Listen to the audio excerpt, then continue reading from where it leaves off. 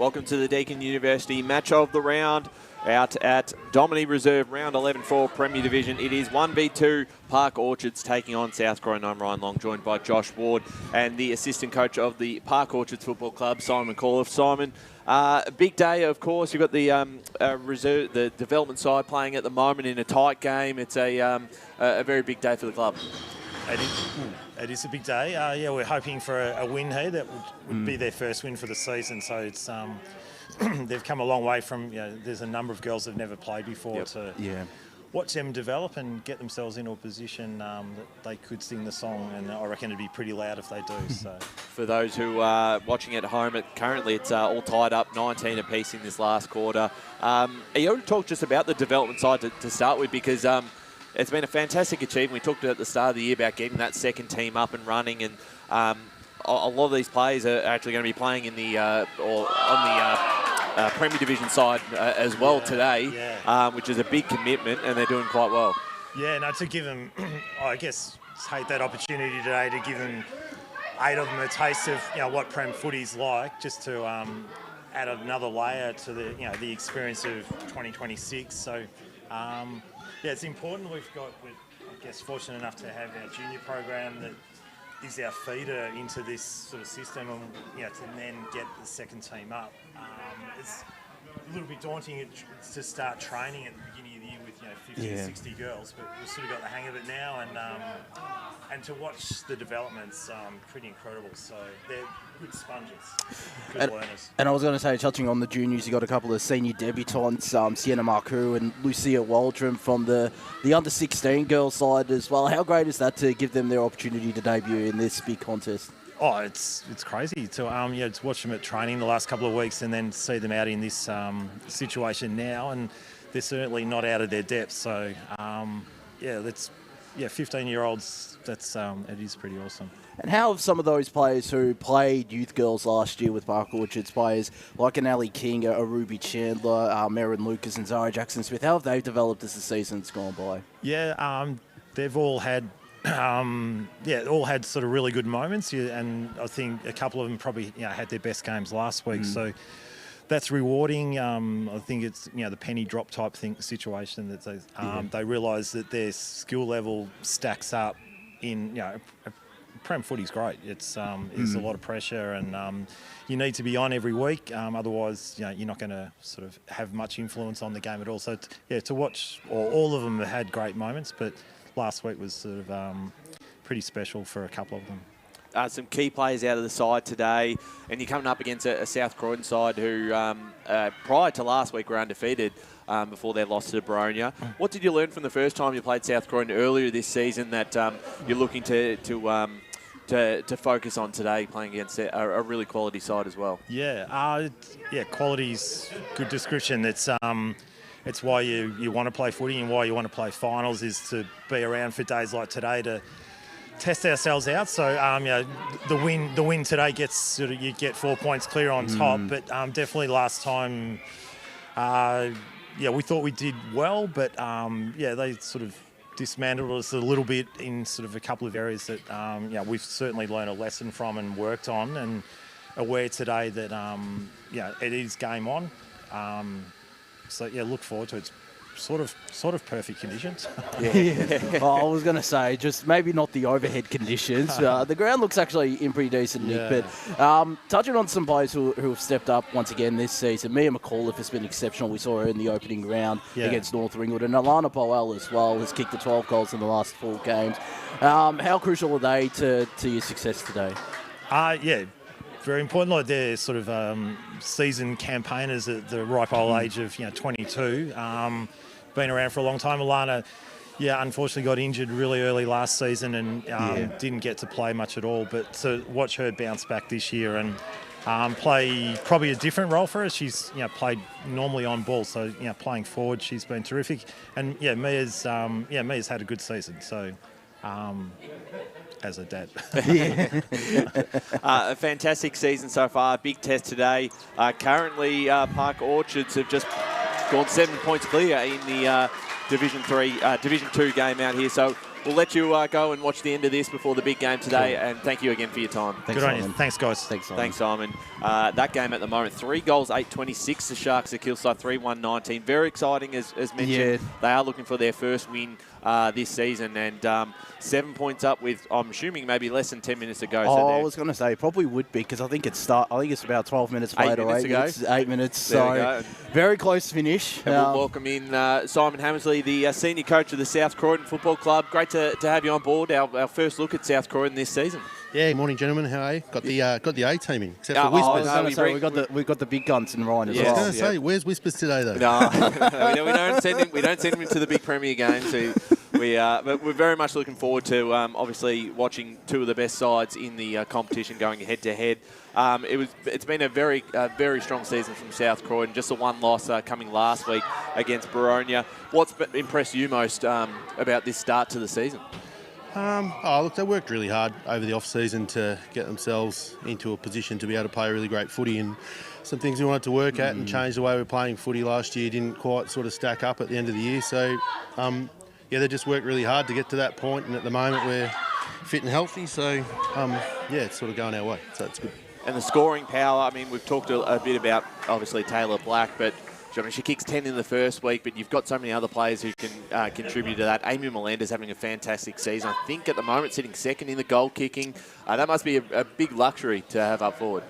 Yeah, look, from our end, we don't really care who kicks them as long as we're kicking some. So Taylor at times plays quite deep and kicks goals, but other times, it's not unusual to see her playing behind the ball or different spots on the ground. She just sort of reads what's going on, and where we need her to actually try and make sure that we're still kicking goals. And the others, they can't sleep on any of them really. Like, it's a pretty potent forward line in terms of if they all get their ball in their hands at the right spots. They're probably better chance than not to kick a goal. So it's a luxury for us that we haven't always had that, but it's nice. Simon, always a pleasure to speak with you. One player that's come into the lineup today, Maddie Boyd, is a very handy inclusion as a former VFLW player. What's that like to add a player of her quality into the lineup?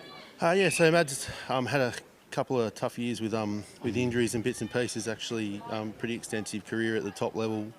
Back in the VFL for the last couple of years without playing much footy. So cleared to have a run today and in sort of as a last-minute inclusion. But we just have a run around and see how that goes. We don't really know ourselves because some of them we don't have access to that much during the week. So anyway, it's good for everyone to see her in the team and having a run around. And one person I noticed on your coaching panel as well, Al Chaston as well, another former AFLW player. That must be great to have someone of her quality take on a coaching role. Having played with South Croydon the last couple of years. Yeah, so Al's amazing. Al is at training every week around the Essendon commitments. Obviously, pretty busy with the captaincy and stuff down there as well. And here today for most of the day before they've got to go and do their duties at the VFL level, but obviously brings a lot of knowledge and insight to the group, but just a really great quality person, looks after our mids, so if we get smashed there today, you can blame Al. One of your big losses last season was Nicole Garner not having her for pretty much the entire year. How good has it been to have not just her ability on the field, but her leadership out on the ground pretty much all season? Yeah, just a person that sees the game and understands what's going on out there. So under the pressure of the game situation, someone that actually can be ticking off everything that's supposed to be happening around her all the time. Unbelievably good player and unbelievably good person. So even last year when she wasn't playing games, she was doing things in the background and started some things off field, which really help us in the way that we're managing the team week to week, and still does that, takes care of that this week, which is amazing for our program and making sure that everything's getting ticked off in the background. But an elite player, Absolutely. And just on this time compared to last year, you had that really great run. I think won 5, 6, maybe 7 games in a row at the back end of the season to finish with the double chance. Where do you think you sit right at the moment? Obviously sitting on top of the ladder, a win today would get you 1 game clear of Park Orchards. Do you feel like you're in a much better position, similar position? Where do you think compared to this time 12 months ago? It's pretty tight amongst those top 4 or 5 sides. So, a win today means that probably, depending on the other results, we've probably got the top 4 things sort of just about locked away. And then beyond that, still got a bit of work to do to make sure it's a top 2 spot. The list itself is not that different this year from what it was last year, but the availability of the players in it is substantially different. So, it's great to tick off games early, not being in that position where it was pretty dour into the year last year. We just sort of scrapped our way through, and we did win all those games, but really just by grunting our way through them and not probably working towards playing some better footy and playing to the system and the style that we really want to play. So being in a position where, people are healthy at the moment and we can do that, you sort of feel like you're in a bit of a stronger spot because you don't actually just have to try and grunt your way through the games to win. So, yeah, we're in a strong spot at the minute, but by the same token, like a week in football, yes, it could be 3 or 4 players different next week. So, it's take every week, and at the moment it's a solid spot to be in, and yeah. And just touching on the top 5 of the Premier Division, because North Ringwood have come in and have made a bit of an impact, but you also got the likes of Boronia, South Belgrave. Of course, Boronia had a couple of tight games within South Belgrave. I think you defeated earlier in the season. What have you made of the overall Premier Division competition this year? So any of those top 5 probably on their day. The bottom 3, Vermont had a pretty horrendous run with injuries and stuff, which has sort of ruled them out from early. But the others, they've all got some gifts that you've got to be pretty aware of on their day. They're going to make you look poor if you're not at your best. So it's a really strong competition and it's pretty even. We saw last week firsthand, Boronia probably didn't let us play a game that we're really that happy with at the end of the day, and that's credit to them. They were the better team on the day, and probably from the outside people don't expect you to lose that game, but they were just better all day. So that's where it's at. It's very tight. In terms of winning games, the final series is going to be pretty interesting because any one of those 4 that actually get in there are pretty damaging football teams when they get rolling. It's very exciting. We can't wait to get stuck in today's game. 1v2, Simon. All the best today. We're looking forward to it. Also looking forward to your social media video, win or loss during the week. We do keep an eye on that every week. So one of our highlights. One of our highlights. All the best today. Thanks, guys. Thanks for coming in. Thanks Simon. Great to have Simon Hammersley to have a chat with prior to this game. The side is in incredible form coming into this season. Obviously, the loss last week to Boronia means that this game will determine who stays on top of the ladder at the end of the round, who's going to move a game clear. Park Orchard's only loss of the season coming against South Croydon earlier in the year, Josh. So I think we're just set up for a really, really, really good game of football. I know Park Orchard's got some key outs, which is... Now, I'm going to make this clear because you would have seen on the podcast, I tipped Park Orchards. In the record, I've tipped South Croydon because I look at the team sheets on Friday. There's no problem with that. So don't come at me on Wednesday that I've changed my tip. I've changed the tip before the actual game. The podcast is sacrilege, Kate, isn't it? It's absolutely. What's said in the podcast, you've got to keep to. Because it's on record. No, it 100% does. No, it doesn't. Before the game starts at 10:40, you can tip whoever you want. Josh, our captain is changing the rules. After 10. Of course he is. It shouldn't come as a shock to anyone. Not to mention, I'm about almost 20 tips ahead of you guys. Well, you're getting far in front of the competition. You're getting this tip wrong because you tipped Kilsyth, I tipped Park Orchards Red, and look who's leading at the moment. Very exciting for Park Orchards Red, Kate, who moments away from winning their first game, and that will, I think, give a real good buzz for the obviously the playing group of the Premier side as well, and everyone at the club here to see them get their first win.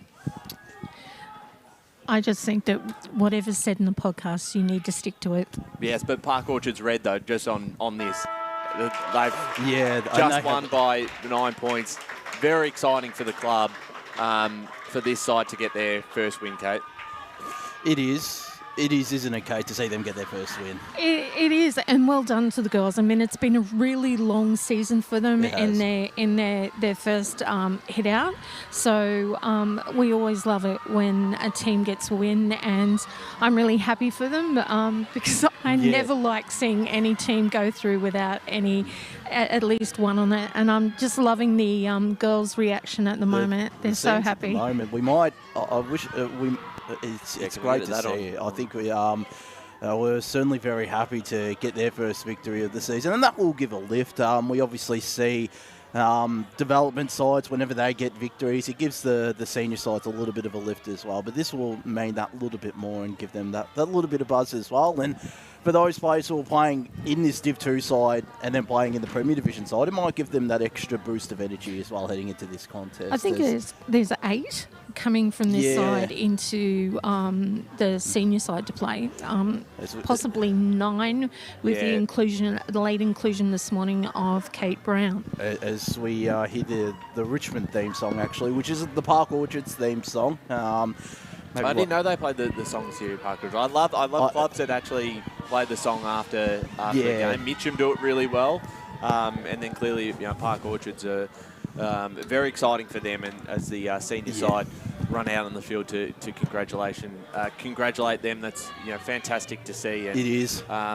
You're really looking forward to seeing their development, not just throughout this season, but going forward. And those numbers, I think, will increase. Their juniors, if they get more through to senior level next year, that's really exciting for them. In terms of this game, Josh, 1v2 on the ladder, South Croydon, their first loss of the season last week against Baronia. Not always the worst thing to have a loss after a really dominant start to the year. Sometimes you can take some real learnings from those sorts of games, and I'm sure they would have against Baronia, who themselves have been a pretty quality side in this division this year. They've really, really stepped up. I was going to say, the old cliche is you learn more from a loss than you do a win.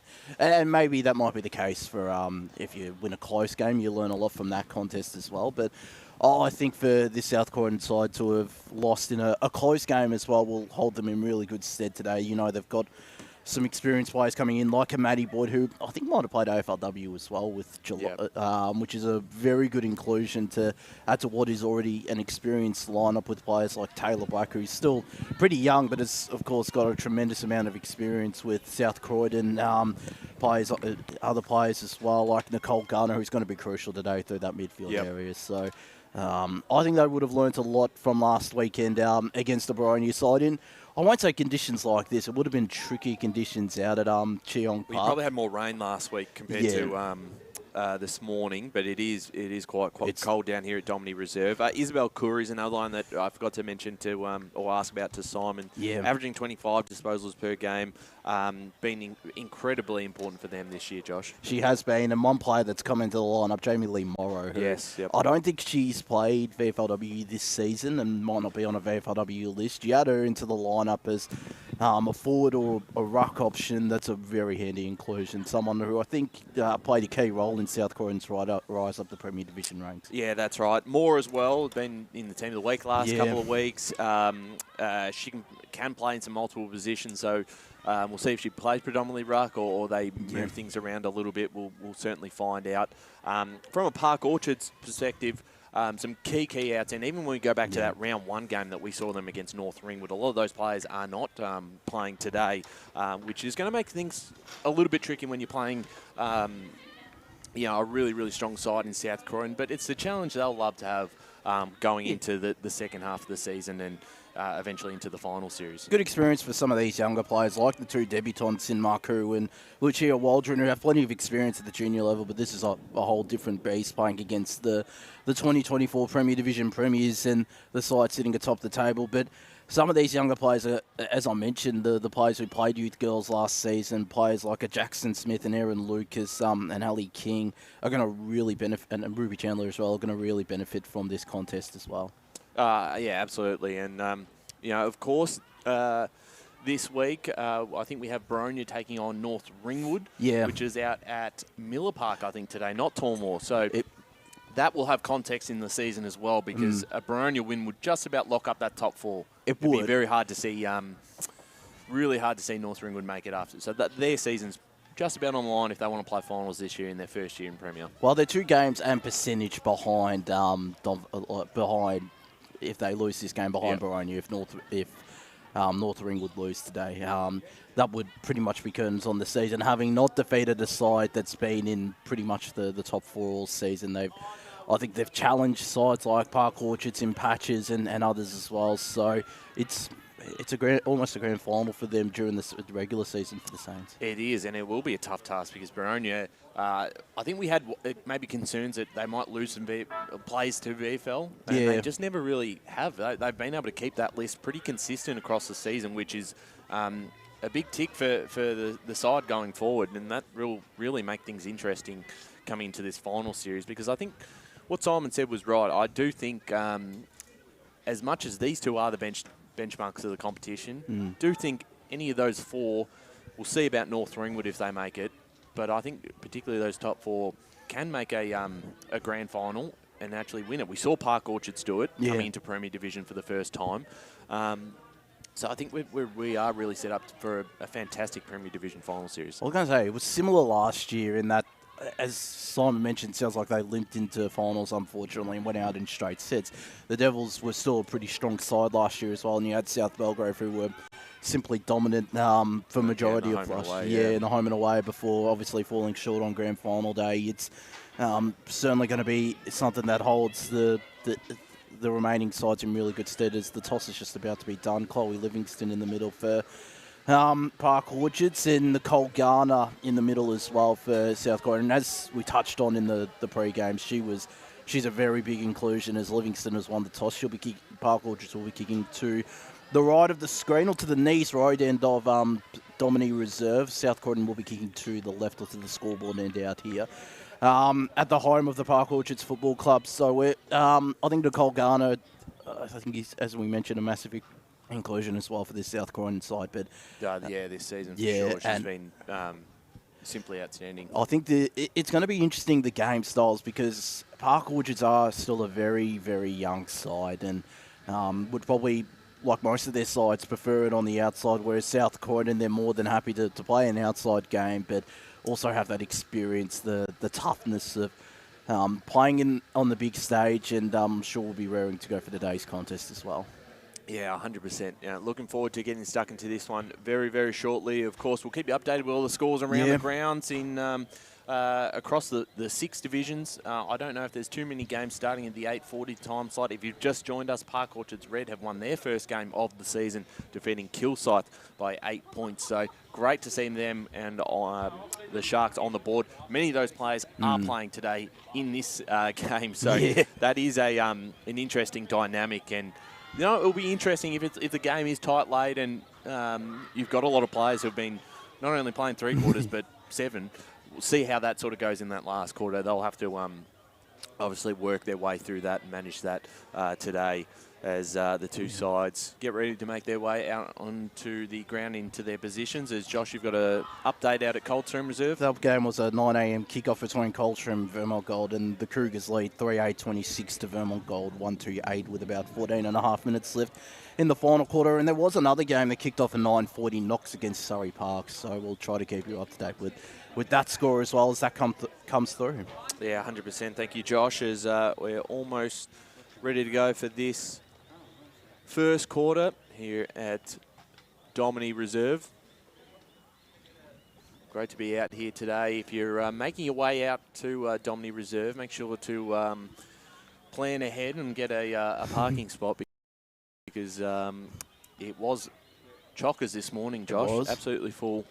I think they've got a full day here, don't they? Yeah, I think it's still full because their senior men's are playing against North Ringwood as well as we get stuck into this contest, Ryan. Here we go. First bounce of this round 11 clash. Premier Division. The tap down was won that time by Hibbard. Out of the middle for South Croydon. Inside 50. Quick clearance. Running onto this first. Rukavina got the hands off. The clearing kick might come back.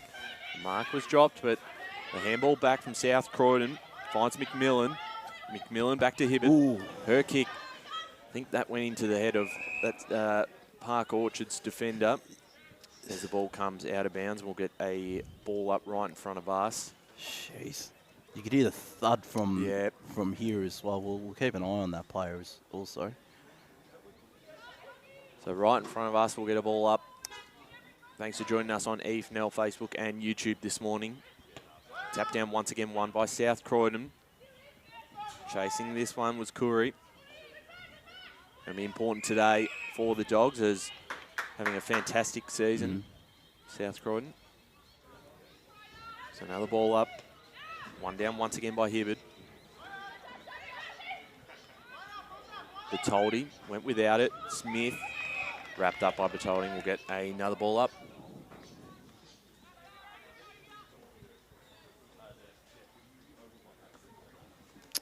Hibbard won it down. Tried to follow up her own work. Dug it out to McMillan, who tapped it back to Brooke Smith. Griffin turned it over to Erin Lucas, who just keeps it in front of herself but turns it over. Natalie Laurie got it on the boot. Went to Hannah Griffin, who's at centre half forward, up against two Park Orchards players, and will win a free kick, will Griffin. About 50 metres out, true centre half forward for South Croydon. Has 4 players to choose from, but Park Orchards have the loose player in Chloe Livingston. She flew for this one, couldn't complete the grab. Her teammate could. And it'll give South Park Orchards a chance to repel to this broadcast side. The kick went out of bounds, though. They're off Maya Leonard. And the free kick will be taken by Brooke Smith, the vice-captain. I think the former captain as well of this South Croydon side. Premiership captain. Yep. In 2024. Play a key role today. She goes short to McMillan.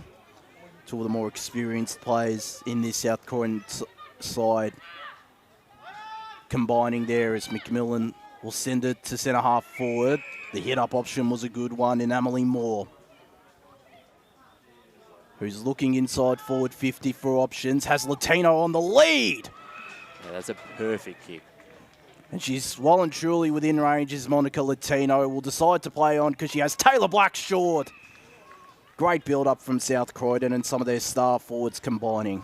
Yeah, 100%. The kick from Moore spotted the leading target and just perfected the kick and followed up again to Black. 25 goals this season. He has kicked more than 200 senior goals, her 200th coming earlier in the season against the Eastern Devils. Taylor Black has an option short once again in Latino. I love the work of how they're not being selfish and they're sharing it for a better position for the goal. And it's a much easier shot on goal indeed from the former Donvale skipper, Monica Latino. A little bit of an angle to encounter, but 20 metres out. She'll kick this from. Looking to give South Croydon the early advantage out here at Domini Reserve. A slow, deliberate approach. Makes no mistake. And it is South Croydon, 1 straight 6 to Park Orchards, yet to register a score.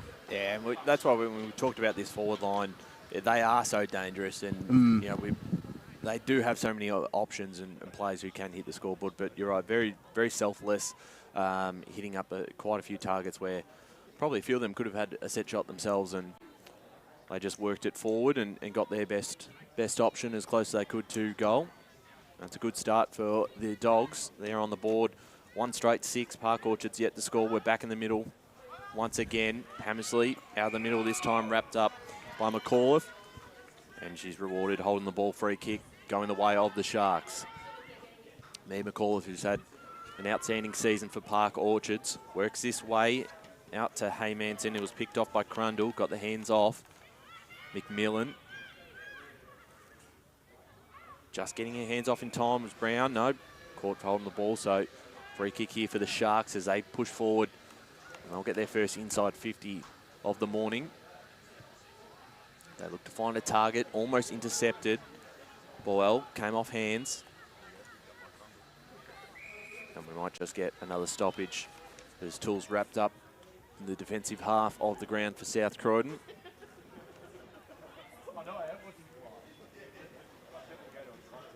This time, the tap down one by the Dogs. Chasing this one, Locust. Socket off the ground. Just getting a bit of territory here for South Croydon towards the boundary line. Kept alive. Brown involved again. This time we'll get a ball up the far side of the ground out here at Domini Reserve.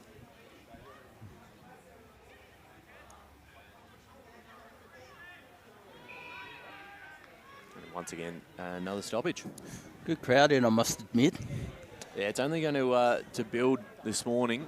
With, of course, Park Orchards taking on North Ringwood a little bit later on. But in the now, it's Natalie Laurie who clears the congestion, heads in the Latino direction. Park Orchards, the number out the back there in Remy Archer, couldn't take clean possession. Applies the pressure alongside Caitlin Rugavina. Archer will get hands on this footy after a good shepherd by her teammate. Went straight to the congestion again and another ball up. So, an opportunity here for South Croydon, who've had most of the attacking territory to start this Deakin Uni match of the round. So there's a free kick found. And it'll go Park Orchard's way for high contact. Well, they're non-officiating umpire too. Which is quite interesting. Looked like McAuliffe looked to take the advantage. But instead it's Alana Bowell. 16 goals this season, including about 12 in the last couple of weeks as she Heads long to centre wing far side. Taylor was there. Will pick up the ground ball and somehow get the kick away to her teammate who headed into the middle of Domini Reserve. Plenty of numbers around this footy. Bertoldi was there.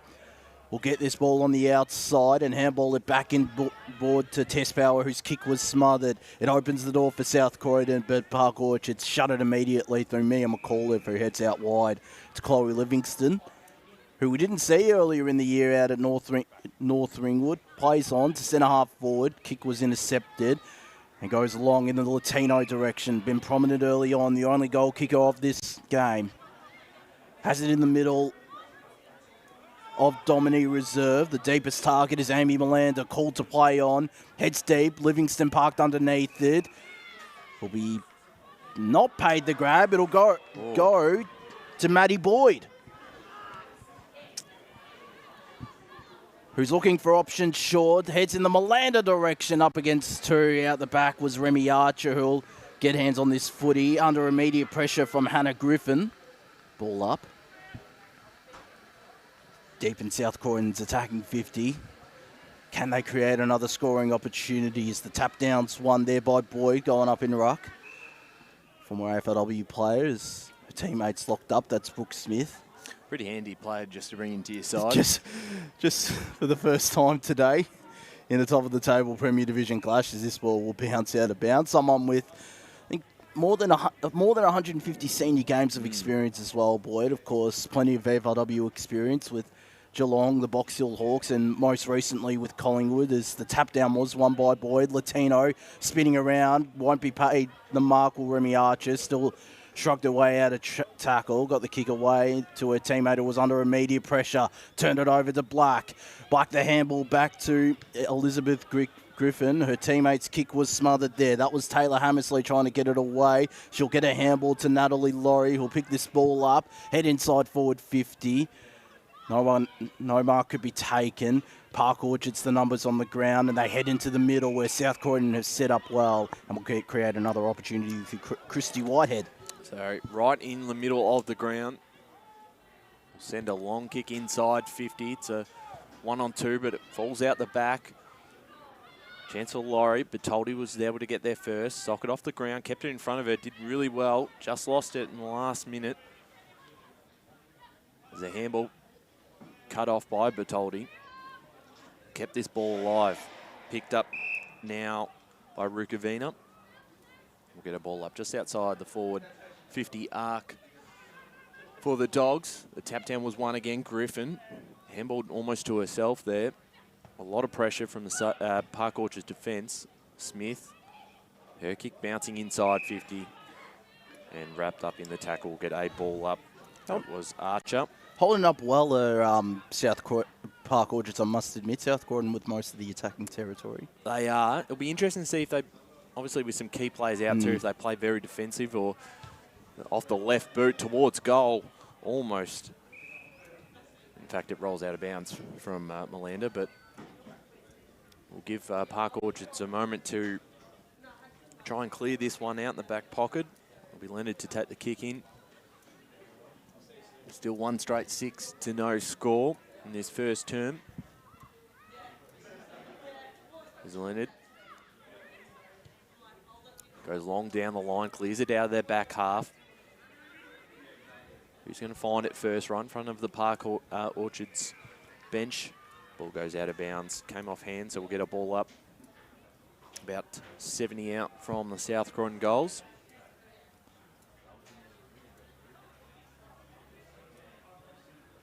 Tap down one. Griffin just went without it. Powers wrapped up. We'll do it all again right in front of the Park Orchards bench. A lot of players on that bench who have just played the previous game. Burns, a high kick. No mark taken. Out the back was Archer. Did well. Got past an opponent, got the handball off. They link up again. This time now through Power. Power's kick towards centre wing. Turned over, and South Croydon have got the numbers through Garner. Garner's kick intercepted here by the Sharks, and a good mark taken by King. In the middle of Dominique Reserve, looks to play on. Kick should be intercepted by Laurie, who burns off an opponent. Got boots a ball, inside forward 50. Park Orchards have the outnumber. And Maya Leonard took the strong grab. And we'll wheel onto that thumping right boot of hers. Might have been 2 thumping there for Tegan Bradley, who can't keep it in play. Last possession for South Croydon. She does have a pretty decent boot on her, does Leonard. Nearly created an opportunity a couple of moments ago to send Park Orchards into attack, but it's South Croydon who will thrust forward. They head in the direction of Emily Moore, can complete the grab, doing well there. Were the Sharks, and we'll have another boundary throw, or ball up about 50 metres out from South Croydon's goals. As the tap down was won by Reese, going up in ruck now. Sharking it was Hibbert, her opposing ruck, who is taking ruck duties, or took the first centre bounce today, and has taken majority of the ruck duties today, as ball's still not going anywhere. Tackled there was Ella Brown, of course, played with Moorbark last season, taking the step up to Premier Division this year with South Croydon, as the kick goes inside forward 50. The Dogs have the numbers on the ground. They handball it in the direction of Melanda. Intercepted though. Bertoldi under immediate pressure. South Croydon with the outnumber. Laurie got a handball back in the end to Hannah Griffin. Bertoldi working her absolute heart out in defensive 50, but to no avail. Laurie going deeper in the direction of Katie Prendergast. Melander's around this footy as well. Got a kick away, but it was to Park Orchard's favour, and getting the kick away was Jasmine Taylor to a teammate, whose kick was intercepted by Maddie Boyd. Still in the centre square of Dominique Reserve. Handballed it off to her skipper in Garner, whose kick was smothered. Nearly deflected to Smith. Ball locked up. Thought there was going to be a free kick paid, but nothing doing for Ella Brown. And it'll be another ball up as Rees won the tap down. Brown had open space. Kick was smothered. The handball, it's the pressure there on Tess Power, and it's inside or near forward 50 once again for South Croydon. An opportunity for them to get their second goal on the board as Curry was tackled upon immediately by Alana Boal, and another ball up will take place. Some really good defensive acts by some of the Park Orchards mids, and Mia McAuliffe there a couple times, just able to get a hand to it and prevent those South Croydon forward 50 entries. As Laurie will get her ball up again, but still in South Croydon's half of the ground. As you said, Josh, they've done most of the attacking for the first quarter. Just the one goal on the board, though, so Park Orchard's defence at the moment holding up okay. The kick there from Locust was looking for Haymanson, got hands to it. Quick handball from Chandler. Kept this one alive, kept this in play. The kick forward towards half-forward line. It's all Dogs that have got the numbers. Towards centre wing. Picked up nicely. That was by Brown. Had some good moments in this first quarter. Ball comes back out to Brebner. Towards the half-forward line. Off the hands of Taylor. Moore's going to send this one inside 50. It's a one-on-one in front position. Doing really well was Archer. Just couldn't bring down the mark. She receives a handball. Just gets through the tackle of Hammersley. And sends this one onto the wing. Doing well was Burns. Kept it in front of herself. McAuliffe never gave up. Got the hands off. And got it off as they go forward. Towards centre wing again. Picked off by the Dogs in Whitehead. Down the line. McAuliffe again. Just got hands to it. Garner at ground level. Up against Rees. We'll get another stoppage on that far side of the ground. So tap down one this time by Rees. It's Hammersley with the handball back. They've done this well, South Croydon, towards the half-forward line. But again, it's intercepted. King did well. Picked off now Hammersley, inside 50. Park Orchard's got the numbers here. The bounce just eluded Bertoldi. McMillan ended up with it. Gets her kick off in time, had plenty of Sharks around her. Black. And might be a free kick for Black against Leonard. From outside 50. We'll see who's going to be leading for this one. They've got a couple of options. Puts it towards the top of the square. Off hands, Bertoldi, quick handball, was missed by Leonard. Off the ground by Griffin. Just a minor score, but that is South Croydon's second score of the morning. 1-1-7, Josh, to Park Orchard's no score. And I think we've got 3 minutes left in this quarter. Oh, that's according to Play HQ, because the scoreboard out here is frozen, the time clock. So there's an interesting signal there from Remy Archer. He's got players loose on this broadcast side. Kick well short to Caitlin Rukavina, who heads in the Bertoldi direction. Kick well short of her, and Prendergast will set sail for goal. Bounce might favour her. It stays in play. Black can't kick the goal. In the end, a missed opportunity for South Croydon when I certainly thought that wasn't going through. Yeah, interesting. A few funny bounces in this first quarter. Maybe the ground, maybe it is a little bit soft, the surface out here. They have set this up well, Park Orchards, if they decide to go the far side, though. They had the two players out in Rukavina and Bertoldi, which they tried the first time. But they've done this well because McAuliffe takes the mark, has Archer with it, decides to go forward. It's cut off by the Dogs, the handball game working well. Curry got it off, and now they go towards the half-forward line, still looking for their second of the morning. Doing well, Prendergast. Black involved again. Under a lot of pressure. There's more.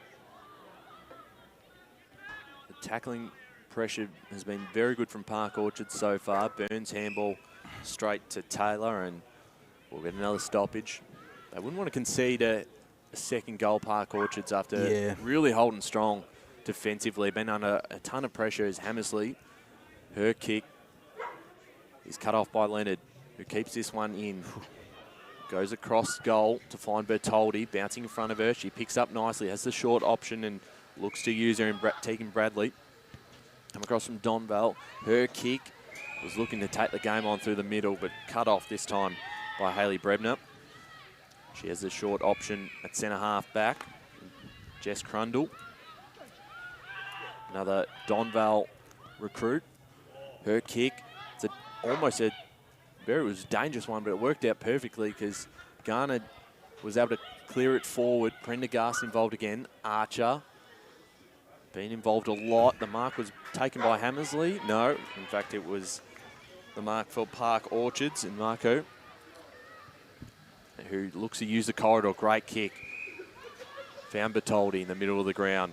Now looks to switch it towards centre wing. The mark taken. Tegan Bradley will put this one towards centre half forward. Can they get a mark out of this and potentially a late goal against the flow of play? The pressure's good here from South Croydon just to hold things up. Crundle involved again. Her handball off to Corey, who's wrapped up in the tackle. I was going to say, I don't think there's too much longer left. It'd be certainly an opportunity for Park Orchards to get their first goal on the board as they try to dig it out from the congestion. Tackle laid there by Tegan Bradley. As the quarter time siren sounds out here at Domini Reserve, and it is South Croydon 1-8. Leading Park Orchards, who are yet to register a score in this Deakin Uni match of the round. The only goal kicker, the former Donvale skipper in Monica Latino, getting the Dogs on the board early on out here at Domini Reserve. We're going to go to a break here, and when we return, we'll have one of the coaches, and we'll bring you the second quarter of action out here. In the top of the table Premier Division clash, the clash of the Titans in the Premier Division, Park Orchards and South Croydon.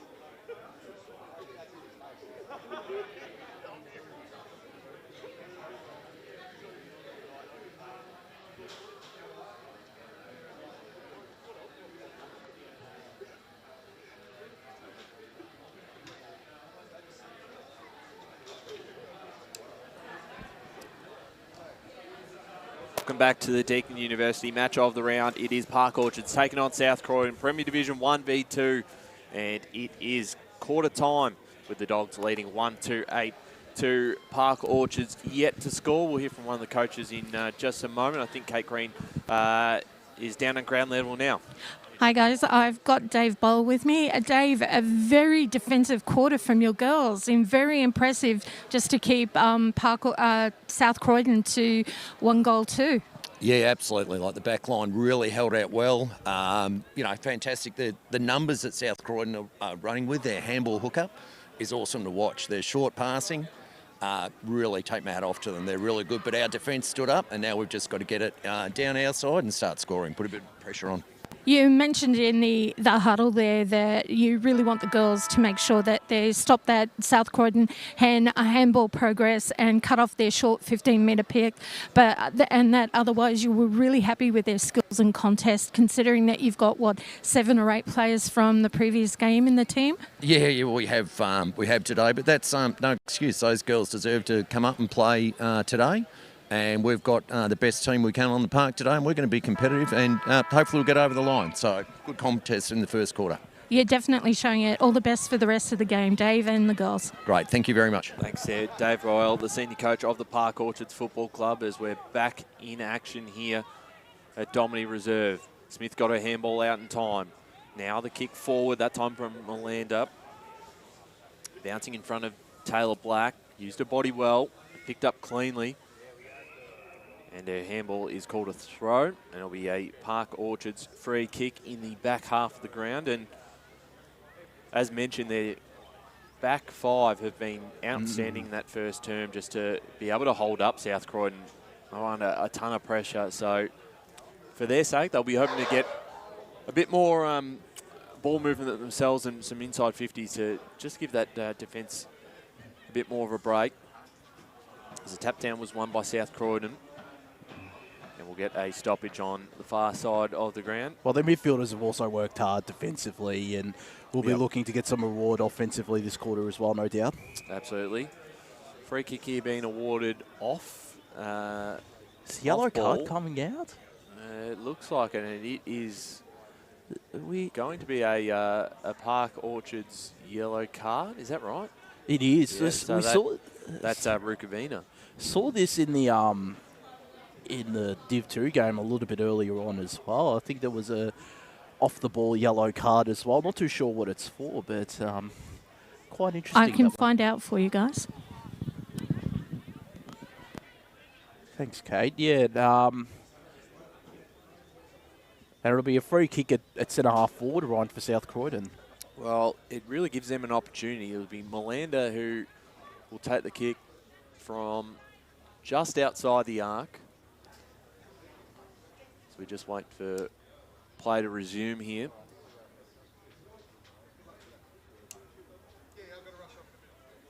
Of course, if you've just joined us, it is South Croydon leading 1-8 to Park Orchards, no score. Earlier here at Domini Reserve, Park Orchards Division 2 side won their first game of the season with a big win over Kilsyth. Great to see them on the board for season 2026 as we will resume play as Melinda will put this up and find a target. That's a great kick and a great lead by Moore. Or in fact, that is the number 10. Oh, that's Maddie Boyd. Maddie Boyd. Yeah, you're mixing up number 12 and number 10.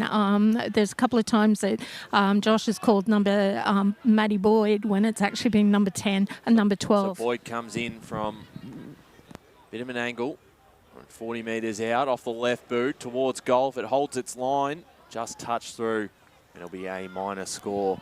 And that moves South Croydon to 139 to Park Orchards yet to score. Just a quick update on that yellow card. The umpire has actually yellow carded number 18 of Park Orchards for having too long nails. It's a first. Quite interesting as the kick out went to this broadcast side, smothered over the boundary line by Freya Hibbert, and it'll be a boundary ball up. 50 metres out from South Croydon's goals. It'll be Hibbert who goes up against Chloe Livingston. Went up unopposed in the end. Tapped it in the direction of Curry, who opened the candy shop and then sold herself into trouble. And it'll be a free kick to Alana Bolwell, playing a bit more midfield today. As she plays on almost immediately, does Tegan Bradley. Handballed it off to Zara Jackson-Smith, headed into the middle, right around the cricket pitch out here at Domini Reserve, where it's locked up. Forward of centre for Park Orchards, who trail 139 South Croydon to the Sharks hit to score. We've got the time clock back, 4 minutes played here, second term. As the handball away there from Erin Laukus. All locked up. Can't escape the tackle there, could Jasmine Taylor, and it'll be Rees going up against Tibbard. The latter won it down in the Laurie direction. Thumping kick into the middle of Domini Reserve where Latino nearly trapped it, but instead it's Park Orchard to immediately turn it over. The holding the ball free kick paid to Maddie Boyd against Chloe Livingston. Boyd's kick just went over the top there of the Park Orchards player in Kate Brown, and it's locked up. Now forward of centre for South Croydon, an opportunity for the Dogs to get their second goal on the board. They've had most of the territory as Hibbard won it down to Smith. Smith to Curry, who went backwards, where Park Orchards have 3 or 4 players around this footy. Curry locked up her opponent. And we'll have a ball up. That might have been Sienna Marcoux on senior debut. The Park Orchards junior has Been good, hasn't she?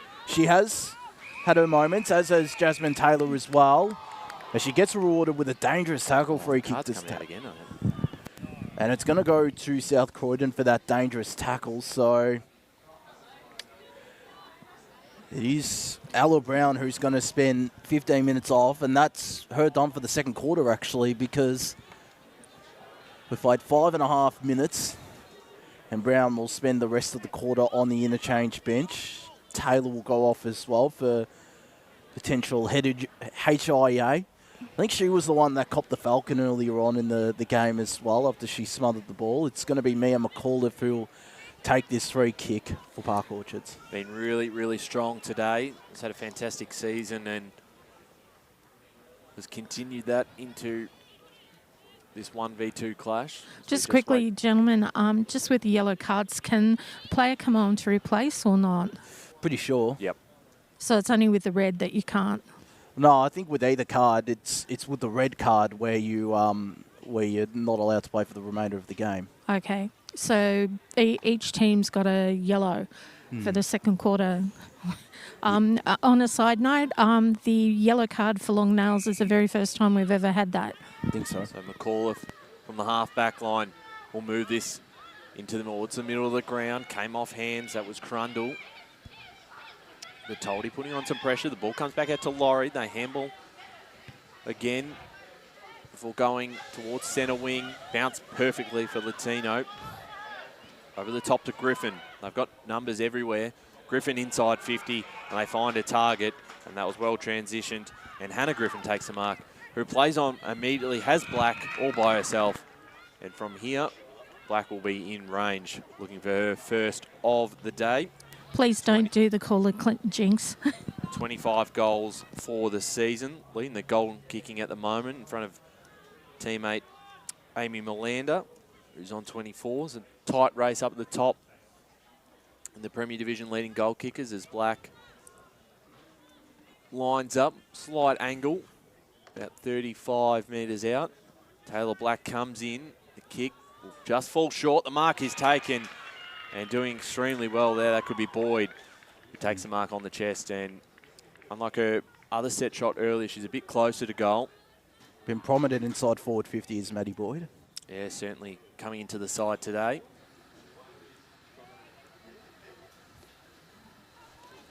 So Boyd looking for the Dogs' second of the day.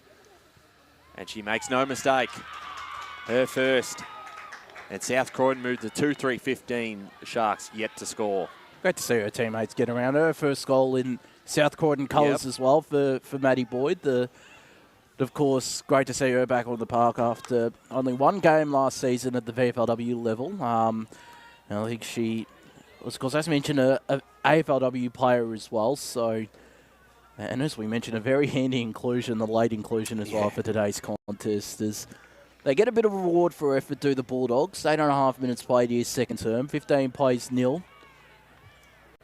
Park Orchards might look to start getting on the offensive out here at Domini Reserve as it's the tap down one by the Bulldogs, although Park Orchards are able to slap it forward. Curry runs onto it first, handballed it immediately to Elizabeth Griffin, who heads in the Prendergast direction. The mark not taken there by Brown. Black around this is always dangerous and will get a high free kick against Remy Archer.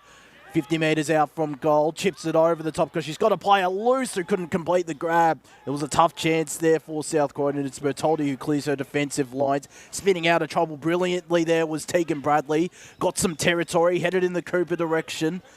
Of course, played in that Div 2 side earlier today. She's around this footy as tackle laid by Ruby Chandler and Jess Crundle. And right in front of us, this ball will be thrown back up. Reese going up against Jamie Lee Morrow. Both rucks almost cancelled each other out. It's in the middle of Domini Reserve. Curry racking up the disposals once again. Cooper stripped wide head of it and is going to be rewarded with a holding the ball free kick. And she was quite lively in that Division 2 contest as well. I was going to say, that is one of the players who has played 2 games in a row. She'll be key whenever she comes onto the ground today for Park Orchards. It's directly in front, 40 metres out.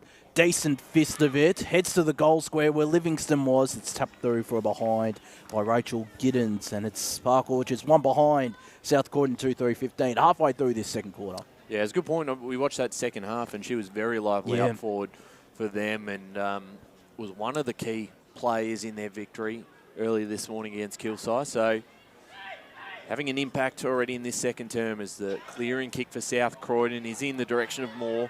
Just came off hand. Ball hits the deck. Bertoldi chasing this one first. Gets past Hammersley. Gets the handball off. And now Bradley towards the centre half forward. There is Cooper. Came off hands again. Doing really nicely. McAuliffe off the left boot. Inside 50 is intercepted by South Croydon. And they'll now look to switch the play, that time through Whitehead. McMillan is there. She can't quite get there, so the ball will be taken by Park Orchards. I think they were thinking it was last touch. They had a case there because I think it might have gone off the shin of Heather McMillan there, but it's just going to be a ball up. So still inside forward 50 here for Park Orchards, looking for their first of the morning. Involved again, Cooper. A high kick, not going to be paid 15. We might just get another stoppage once more as South Croydon currently lead 2-3-15. The Sharks 1 behind in this second quarter. 11.5 minutes played here. It's Livingston won it down. Bulldogs run onto it first and they head to the far side of Domini Reserve where the Sharks have the outnumber and they'll get another opportunity inside forward 50 with a thumping kick, but straight down the throat of their direct opponent. Intercept mark taken in defensive goal square now is Rachel Giddens, who heads into the middle. Kick will be cut off. The Sharks once again get another opportunity inside forward 50. The mark dropped there. That might have been Garner who mopped up and headed into the middle of Domini Reserve. Latino has open space. Bertoldi running her down and will get possession of the footy eventually. All the Park Orchards, or one of the stars of this Park Orchards side. The player out the back there was Griffin. Got it to Hannah Griffin, who was locked up immediately. And almost in front of us, this ball will be thrown back up. 12.5 minutes played here, second term. Park Orchard starting to get some territory as Griffin was tackled upon immediately. Reese was as well. And it's still between wing and half forward for South Croydon, an opportunity for them. As Burns now goes up in ruck, former Vermont player. Tapped it down to Bradley, who's been prominent but pinged. For holding the ball is Tegan Bradley, and the free kick will be taken by Taylor Hammersley. We'll look to launch the Bulldogs into attack once again. Has some lead-up options, but will just decide to go long in the Latino direction. The ball came in from Archer. He's had a good game so far as Remy Archer as the handball finds Bertoldi. Another good game from Kristen Bertoldi. Heads to this broadcast side wing. Park Orchard's the number at the back. Giddens tackled upon immediately and we'll have a ball up right in front of us. Centre wing here at Domini Reserve. Tap down, this time won by Rees. Smith's around this for the South Croydon. We'll get another stoppage just a little bit closer to Park Orchard's end of the ground. Tap down this time, won by South Croydon. Keeping in front of herself, Hibbert picked up nicely. Got the kick off in time. Might be intercepted, came off hands. Back in the middle of the ground, this is a big ball to be won. Griffin got her hands off in time. Hammersley picked it up. Handball forward. Prendergast towards their centre-half forward line, but it's all Sharks numbers as Brown got the hands off. And now towards the far side of the ground. Oh, that was brilliantly done there as they go forward. And that was Waldron who, very clever.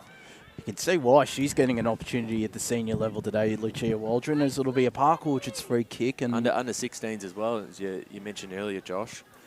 So it'll be a Eastern Rangers as well. Sorry, Josh. Yeah, I was going to say, I'm pretty sure her and Marku played with the Eastern Rangers under 16. They are currently in the under 16 Eastern Rangers side for this year. Very exciting futures they have. As I thought we would lose that footy in the Woods, but it's come back to Chloe Livingston, Ryan.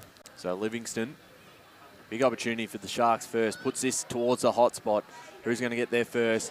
Smart little tap there from South Croydon. Run down in the tackle, Mia McAuliffe. And that was absolutely brilliant. And I think that's what has impressed us about her today is not what she does with the football, but what she does when she doesn't have it. And her pressure has just been unbelievable. You can see why she's put together a great season. One of the key players of this Park Orchard side, Ryan. McAuliffe comes in and puts Park Orchards on the board with their first. 1-1-7, South Croydon 2-3-15. And she is having a phenomenal year.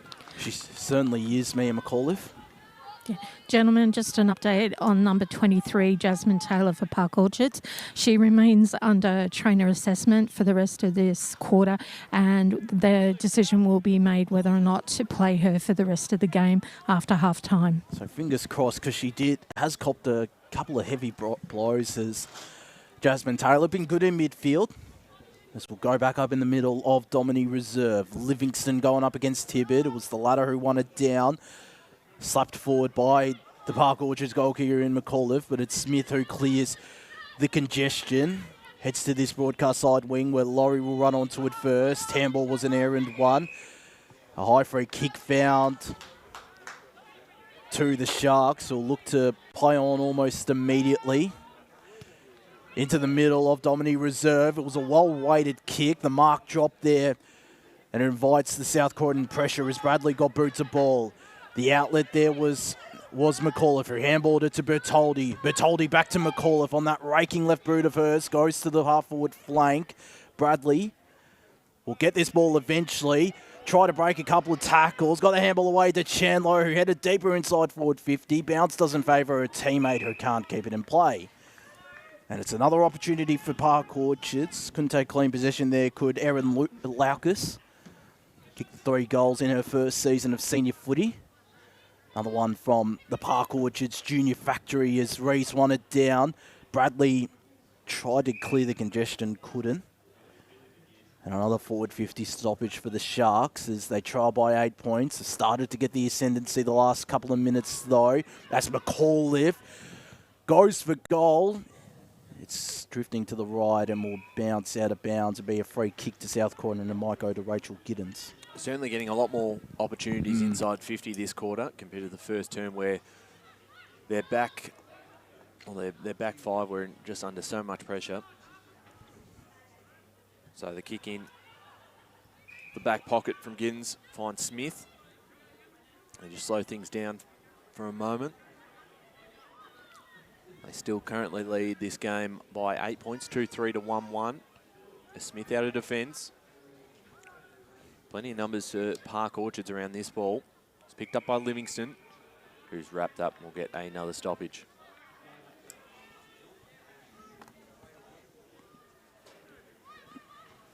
Tap down one by the Sharks.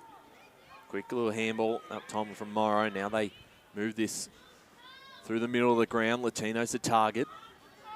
She's beaten this time by her opposition. He sends the ball towards centre wing. Picked up by the Dogs. Natalie Laurie, Her kick forward. Can they get a mark out of this? Doing very nicely again is Boyd. Long way out from home. Her kick inside 50. It's a good one. Was looking for Melander. Spoiled well from Melander. Handball. Back into space. Gave Melander a bit to work with. Griffin. Park Orchards looking to try and clear this one out of their defensive half of the ground. We'll get another stoppage. I've liked Leonard's game so far as well for Park Orchards. Yeah, been an important part of their defensive structure. Off the left boot, Melander towards the top of the square. The mark was dropped, and now Black's around this one. They're under a lot of pressure here. Latino not rewarded with the tackle, and we'll get a ball up. Less than 30 seconds to play in this second quarter. Park Orchard's got to be really careful not to concede a goal late after a pretty positive, even second term. Ball's going to come back because that's out of bounds on the full. Not long left before the half-time siren. In fact, it's going to be a ball up. Must have been touched. Okay, so no one goes up for Park Orchards in the ruck. McAuliffe, who's wrapped up, and that might do us for half-time out here at Domini Reserve. An even second term sees the margin stay at 8 points. South Croydon currently leading 2-3-15 to 1-1-7 Park Orchards. We're going to take a quick break here, and then on the other side, the second half action between the top two sides of the Premier Division in South Croydon and Park Orchards.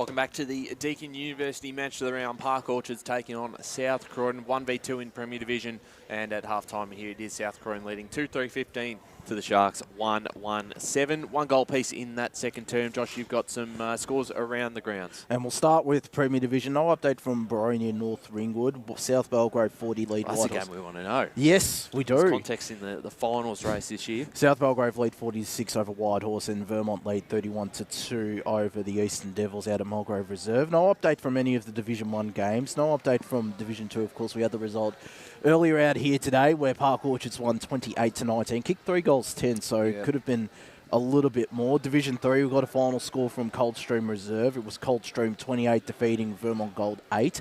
Ferntree Gully lead Chirnside Park 22-7, and a close game at Quamby Reserve. North Ringwood 17 lead Mitcham 13. North Ringwood Red, I should say, lead Mitcham 17-13. And North Ringwood did have lesser numbers than the Tigers this weekend. So really? Because the Tigers have struggled with numbers a couple of weeks just in terms of finishing with numbers on the bench. Division 4 and Boronia Gold with a big victory over Bayswater, 43-1 out at Miller Park as well. So Bayswater might not make the top 4 this year, just with the way things are going at the moment. Well, at this stage, Boronia Gold still sit in 4th, and I had an update from Nord Fairpark. It was Fairpark, I think, leading 8-0 at quarter time out there at Mullen Reserve, and that was also a crucial game as well. So interesting contest. Very tight race. And then in Division 5, Upper Ferntree Gully 53 defeated the Basin Green 0 as we get stuck into the third quarter of action out here at Dominique Reserve, Ryan. Here we go, third quarter underway. Tapped down one by the Sharks, but it was straight away picked off by Brown. He's back on the field, got off to Smith. Smith inside, 50 here for the Dogs. Bounce in front of Rukavina for the Sharks. Doing well here. Melanda, if she can pick it up cleanly, has a bit of space. Did she cop one high? Umpire said no. Got off on the left boot towards goal. Touched through by Leonard. And just a minor score, but a hot start for South Croydon, 2-4-16, leading the Sharks 1-1-7. Gentlemen, just a quick update from both coaches for half-time. Park Orchards, they're happy with the pressure across the board.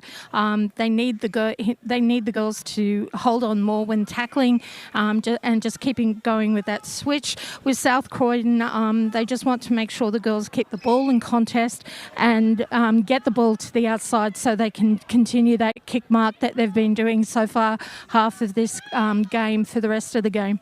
As Bertoldi advanced it to the half-forward flank for the Sharks after the original kick was taken by Maya Leonard out the back. South Croydon have the numbers. Spilling it, though, was Jess Crundle. Whitehead under immediate pressure, still got a handle away. And spinning her way out of trouble is the South Croydon play there in Brebner. Kick cut off by Mia McAuliffe, who has again been exceptional. Probably one of Park Orchard's best players. As her kick will be intercepted. No mark taken there by Waldron. It's an opportunity for the Bulldogs. Boyd broke a tackle. Couldn't break the McAuliffe tackle, though.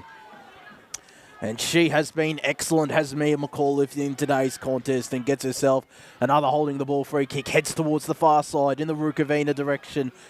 In fact, that was Lucia Waldron, who's had her moments today. The under-16s player heads in the direction of Ruby Chandler out the back. South Croydon have the numbers, although can't take clean possession. They eventually do. Smith, handball back to Giddens. Giddens heads into the middle to a dangerous spot where Bertoldi gives away a push in the back free kick. And it is going against South Croydon's way. It'll go to Heather McMillan, still in her defensive half. So 2-4 playing 1-1 with McMillan taking possession here at the half-back line for the Dogs. She'll look to switch this towards the other side of the ground. The mark is taken by Brebner. Been good today for South Croydon. We'll handball it off to Whitehead. Her kick was smothered by Haymanson as that ball just manages to cross the line.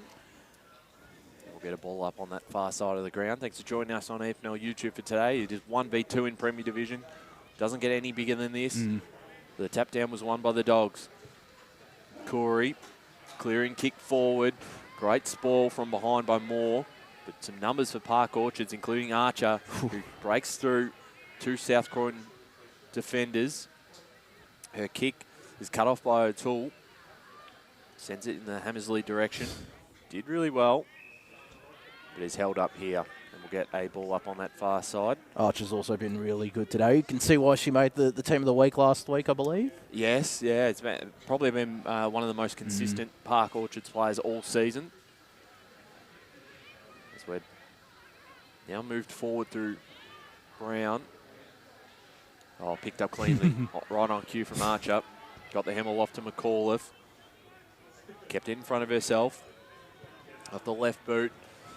This kick out of bounds on the full. So South Croydon with a chance to set up through Hibbard. What's the term for the opposite of a commentator's curse after that piece of play from Remy Archer? Not too sure. Just bang on the money, I guess. Josh, is Brebner. Oracle. The Oracles. That's a stretch. Goes down the line. Involved again was Waldron. Ball came out. They've moved this along nicely. Marku. About 60 metres out from home for Park Orchards. She puts this towards the hot spot. Brebner. Clearing kick. Once again involved is Marcus. Gets past Laurie. Gets past another opponent. Her kick this time smothered. In the air. Socket off the ground. Hammersley. Tap forward O'Toole.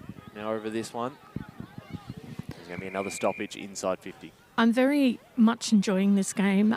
Just how incredibly evenly matched both these teams are. We're looking for a great rest of the season with these and going into finals with both these teams, regardless of who wins today. The under-16 players as well, I'm also enjoying watching today. Marku and Waldron for Park Orchards. They've had their moments and have exciting futures ahead for Park Orchards, or maybe at higher levels as well, as Griffin read the tap from Emily Rees, has Curry as an outlet, tried to take a bounce, but spilt it. Still runs away from her problems and creates opportunities in the middle of Domini Reserve is Maddie Boyd. Heads in the Prendergast direction, fighting in from the side was Bertoldi, couldn't complete the grab. Tackled there was Prendergast by Alana Bowell. Unfortunately, conditions on the ground, yes, soft, definitely not suitable for the bounce. As Burns got the kick away, Livingston got it to Waldron, who shrugged one tackle. Kick is intercepted by Morrow, high up and under ball. Livingston couldn't complete the grab. And there's a holding free kick found for South Croydon, and it's going to go to Tori Burns. As mentioned, the former Vermont player. I've got to say the umpiring has been excellent for this game. As Burns goes inside forward 50. Good body work from Remy Archer. Well, that might have been Leonard as well, as the handball inboard from Livingston will be cut off. Curry broke a tackle, got boot to ball to the hot spot. There is Leonard, out the back is Black. Bounces through for a behind. We've played 6.5 minutes, and it is South Croydon 2-5-17 to Park Orchards 1-1-7.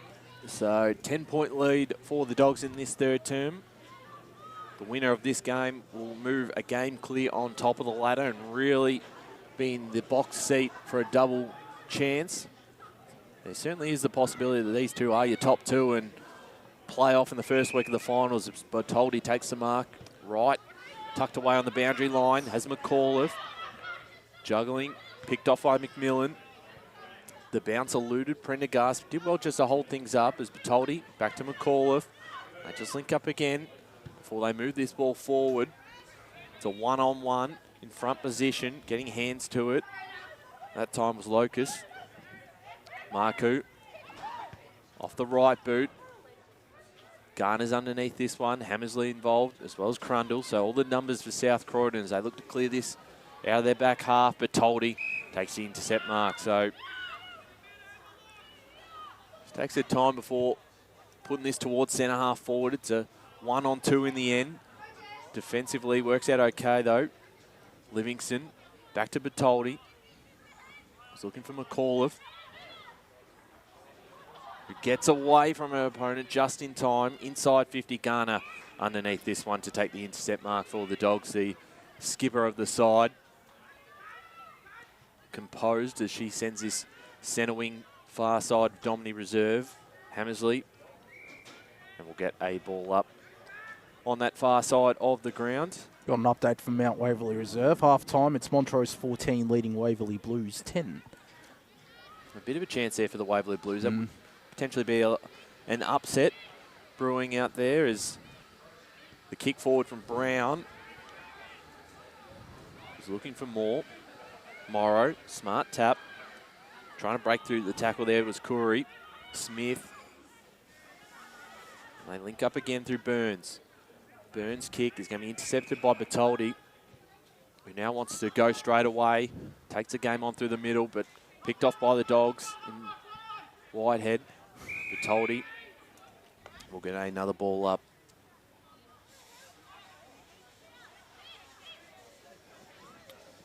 Right in front of us out here at Domini Reserve. Just got 11 minutes left, 9 minutes play, third term. Still no goal in this quarter so far. Both sides getting a bit of territory as Curry's locked up and gets a high free kick. She's probably been South Croydon's best player today, as Izzy Curry, and has probably been their best player all season long. As no one manned the mark, so she plays on immediately to Smith. Smith inside forward 50. Latino the deepest target. Out the back there was Melanda. Her direct opponent cut it off. Went backwards with the kick, did Remy Archer. Invites an opportunity for Katie Prendergast. Will be corralled by Maya Leonard. Leonard did well, but gave away a high free kick. And it'll be Katie Prendergast who will look to just set it up to the teeth of goal. Been involved quite a bit in this third quarter as Prendergast. She has been in that attacking half. It's got Black Latino deep as well. Black now offering a lead, which she ignores. She's again calling for the footy. Has Tess Powell wearing her like a glove. Does Black. Heads to the hot spot where Moore will fly.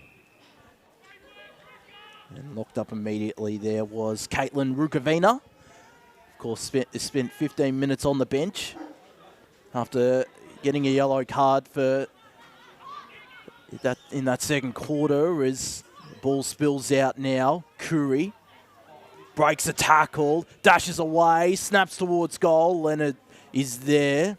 Happy to see that through for a behind, which means South Croydon a 2-6-18 to Park Orchard's 1-1-7. We've played nearly 11 minutes here in this third quarter. So Park Orchard's defence under a bit of pressure like that were in that first quarter as Bertoldi, again finding plenty of space on this broadcast side of the ground.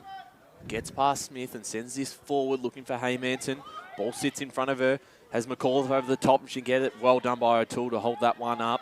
Ball comes back. The quick kick from Marco. Well taken by Crundle in defence. And we'll bring it back on this broadcast side. Standing in front though, Sienna Marku. It's probably been one of Park Orchard's better plays this quarter. Been everywhere. The under-16 is it's a 1-on-2 in the goal square. Out the back, McAuliffe for goal number 2. And bringing the margin back to 5 points. Mia McAuliffe sends the Sharks to 2-1-13. South Croydon 2-6-18.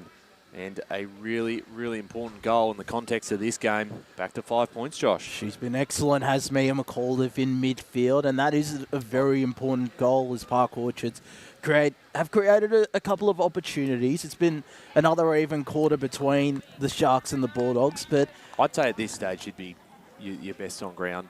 Yeah. At this stage, just.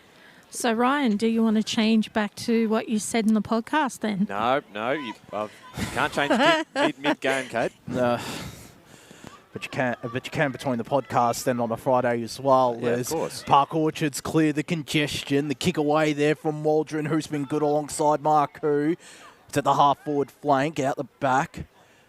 There was Jess Crundle, got a handball away. Her teammate's kick was to a hot spot. And ball is locked up. Centre half forward is... she nearly threw it into her own teammate. I think she did, Brown. Accidentally, as Hibbard won the tap down. Park Orchard's the number at the back, although South Croydon do well to run onto it and get themselves a holding free kick. And that might be Ella Brown who has possession of the footy. It is indeed Elizabeth Griffin. Heads into the middle with a dangerous kick and a chop in the arms. Free kick paid now to Park Orchards. It'll be taken by Ali King, who looks to play on in the Marku direction. Flew, couldn't complete the grab. Out the back is Waldron. Marku around this footy. Burns got the handball away to Smith. Smith, the kick to the broadcast side, where Black floated in and took the uncontested grab. Plays on immediately in the Melander direction. Boyd was there, but Melander took the strong grab. Has a one-on-one inside forward 50. Her teammate there being Latino, handballs it instead to Burns. Burns to Smith. Smith out the back to Black. Black to the half-forward line, where Hammersley was spoiled there by Ali King. Tried to get Boot to ball, couldn't. South Croydon have the numbers. There was Melando who turned it over. And as an outlet option is Lucia Waldron. Chipped it over the top, searching there for Bradley, who's been good today. Could have got given away a holding free kick, though. Might get one in turn from Black. Instead, umpire will just call for it. Centre wing right in front of us. 6 minutes left, third quarter. It's 5 points separating the Sharks and the Bulldogs. Yeah, so we'll get a ball up right in front of us. Centre wing, tapped down one that time by Brebner, but it was McAuliffe with the clearance. Bolwell involved. Burns now for the Dogs. Her handball off to Hammersley. It's wrapped up in the tackle and holding the ball for a kick. So free kick this time going to Chandler. Has the runner coming past, that time in Power. Power's kick is a good one, who finds Livingston inside 50. Haymonson's to the top of the square, leading in front of this one. Kicking from a fair way out, wants to set it up. Involved again, Marku was the target. Out the back, Laurie picked it up nicely, off to Giddens. And just calm and composed, found Crundle, whose kick is out of bounds on the full. So Park Orchard's going to have another chance at seeing this inside 50 and potentially a goal late to put them in front at the final break. I think that came off hands of Livingston as the ball goes out of bounds. So we'll get a ball up inside 50, Josh, but very impressive. They've been able to really even up this game after a really dominant start from South Croydon in that first quarter without putting it on the scoreboard. I was going to say, they're finishing off quarters really strongly, and that will hold them in good stead for the final quarter, Ryan. So the tap down one by South Croydon. Some numbers around this ball. Quick handball from Hibbard. Giddens clears it out. Oh, one-handed grab. Jeez. Well done by Marco. She's putting together a case for best on ground as Marco. A massive third turn from her. She puts it towards the pack of plays here. Ball comes back out. Griffin to clear this one. Spoiled from behind by Prendergast. Elizabeth Griffin this time. Burns. Darts through traffic. Got it off to Smith. And this time the pressure from Tegan Bradley holds this one up. I think she's been underrated today, Tegan Bradley. She's had her moments. Been really good. Again, has created territory as one of the Park Orchards players coming onto the ground. Gets a little bit of a cheer. Certainly up and about Park Orchards. Kicked the last 2 goals of this contest after conceding the first 2. And most of the territory as they get a free kick. And it's that player, Sienna Marku. Having a sublime third quarter is the under-16 player. And Hazard just forward of centre for Park Orchards will look to send them into attack. On the far side she is, headed in the Livingston direction, fell well short of her. And the Dogs look to go through the middle, although the kick should be cut off here by Maya Leonard, who's been good today in defence. Chipped it over the top again to Marco. What a third quarter she's having. Has a handball option, which she chooses now. On the left of the left half forward flank, where the intercept grab will be taken by Freya Hibbard on the half-back line for the Doggies, who are holding up well for now. Do lead this game by 5 points as the kick will be interfered with by Ali King. South Croydon again the outnumber. Griffin got taken high. That was Hannah Griffin there. And she'll take this free kick inside defensive 50. Has a couple of loose options, including out wide. There in Heather McMillan. Headed to Elizabeth Griffin, who took the mark just in play. Oh, no, out of bounds. No, it is. Right on the half-forward line for Park Orchard, so another opportunity for them to hit the front. As they gain more and more territory, they head deep in the Bowman direction, but the mark taken quite comfortably by the Dogs, and it's Haley Brebner, the former Wani South junior. Heads to the right half-back flank where the grab is taken there by Hannah Griffin, who's also been prominent today. Yeah, both Griffins have. In midfield and in attack as she heads in the boy direction. Took the grab. Not according to the umpire, though. And it'll just be a boundary throw-in. Just over a minute left in this third quarter. 5 points still separating the Bulldogs and the Sharks. Yeah, not long to go before three-quarter time. Might have a grandstand finish on our hands. Here's Boel who picked it up, wrapped up in the tackle. That's why they call them the big guns for this game. Yes, the A-team have assembled. As we get a ball up on that far side of the ground. Spinning through the tackle. Couldn't get away there, could Brown, who's, besides obviously coming off in that second term with the yellow card, she's been very, very prominent in the midfield for the Dogs. Tap down. Once again, won by South Croydon. Hammersley. Is there a chance for South Croydon to get a late score in this quarter? There's 36 seconds left on the clock. Archer wrapped up in the tackle. That's holding the ball. They're going to move this quickly. Brown wants to play it on. It's going to be called back. Not long left. Less than 30 seconds. Can they get this one quickly inside 50 and a late goal for South Croydon? Towards the half-forward line. Underneath this, getting a hand to it, was Boyd. Wrapped up in the tackle, though, as time ticks down. So that might be your three-quarter time score.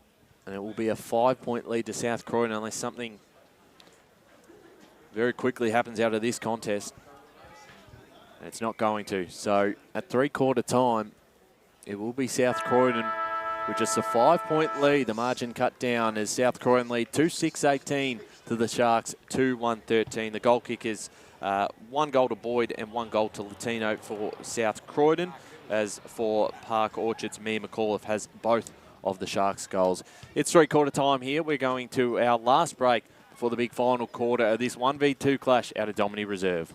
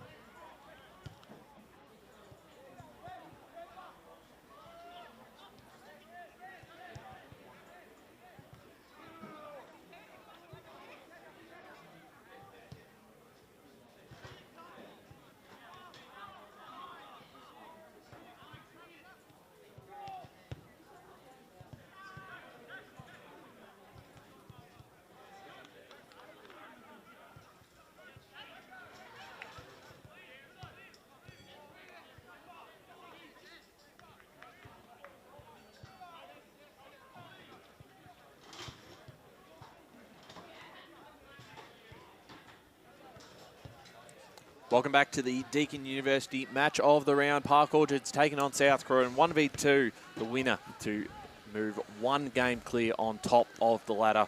And at three-quarter time, it is South Croydon leading 2-6-18 to the Sharks, 2-1-13. Josh, I'll go back to that first quarter. Park Orchards under a lot of pressure, and South Croydon had repeat inside 50 after inside 50 and just couldn't put it on the scoreboard. And defensively, the Sharks held up really well, and just it had that feeling that this could blow out with a lot of key players out for Park Orchards. Since then, they've really fought their way back into this game, and in that third quarter, I think they probably did more of the attacking and really, I would say, be pushing for an upset here, particularly if they get the first one of this final quarter, if they can. Well, as I mentioned during the end of that third quarter, they finished off quarters really strongly, while the second and third quarter at least, and that'll hold them in good stead in this last quarter, knowing they have the legs to run over the top of the South Croydon side. That has been good, but just, I mean, they had that brilliant piece of play in the build-up to their first goal, but just haven't been allowed really to create opportunities in front of goals. So it'll be interesting to see if they look to change things up, maybe get someone like a Madeline Boyd or Jamie Lee Morrow into the ruck contest first up, or if Park Orchards change anything, as I'm just looking. Well, they've certainly had their opportunities, haven't they? They have. 2-6. Whether or not their centre clearance work has been really good. They've been very good in that era. Led by Mia McAuliffe, and I'm just noticing Sienna Marcoux is going on to a wing, and it's going to be near this centre stoppage as well. So good reward for what was a fantastic third quarter from her. Put together a strong case for best on ground. As Kate Green will cross down to you with Eloise Chaston, it looks like. Yeah, I do. That was a tough quarter, very contested. South Croydon looked like they were under a bit of pressure. They were cutting down your handballs to kick and that. Simon mentioned that he doesn't want the girls to be fearful of their mistakes and to take them on. Would you like to expand on that?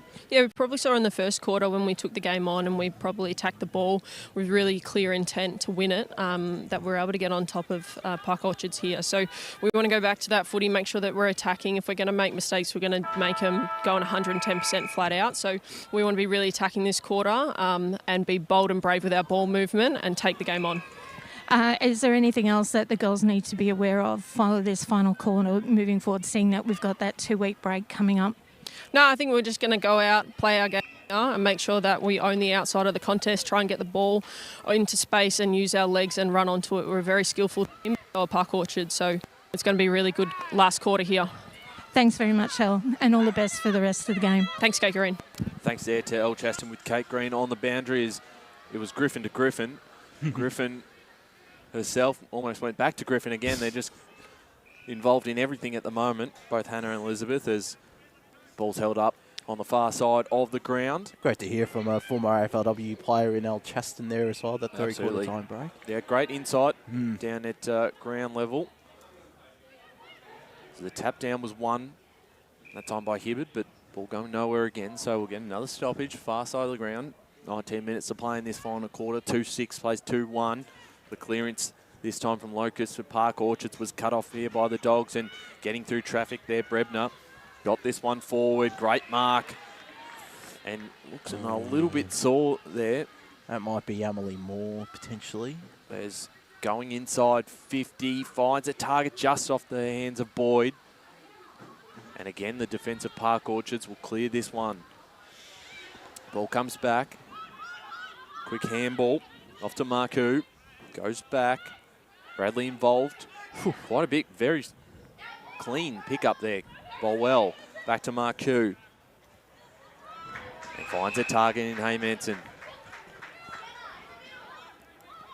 So can use the corridor as Livingston's all by herself. He takes the mark on the chest. And she puts this one inside 50 in the direction of McCall. Have got 3 to beat. And just about does it. Kept it in front of herself. Had Bertoldi there to work with, as well as Locust, who now has the football. Handballs it off to a teammate coming past. Jackson Smith inside 50. Just slipped through the hands of Hibbard. South Croydon now under a bit of pressure as we'll get a stoppage. Inside forward 50 for Park Orchards. 17.5 minutes left, final quarter.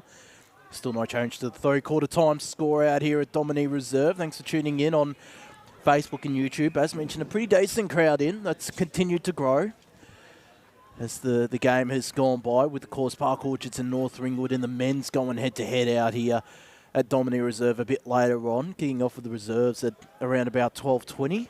As this ball fumbles around the forward 50 of Park Orchards. Umpire decides to settle this deadlock. Could have been an opportunity for Park Orchards to hit the front as Hibbert tried to thump it as far as she could. Will follow up her own work. McMillan under immediate pressure. And another ball up. Wool and Shoe in attack for Park Orchards. As Hibbert won it down, McMillan.